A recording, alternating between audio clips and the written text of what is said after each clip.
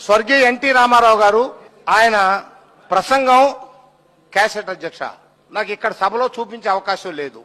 ఆయన ఆత్మ ఘోష ఒక్కసారి వినమని మాత్రం ప్రార్థిస్తూ ఉన్నా.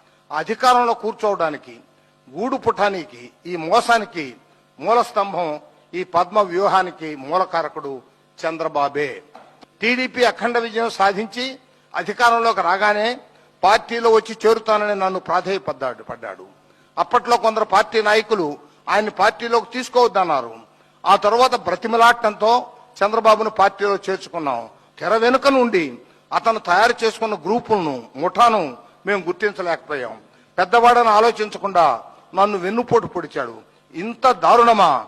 ఆ తరువాత నాపై అభియోగాలు సృష్టించాడు. చంద్రబాబు మేకవన్నె పులి తేనె పూసిన కత్తి మీకు వెన్నుపోటు తుపాకీ పేల్చి గాంధీని పొట్టన పెట్టుకున్న గాడ్సే కన్నా నీచమైన వ్యక్తి చంద్రబాబు.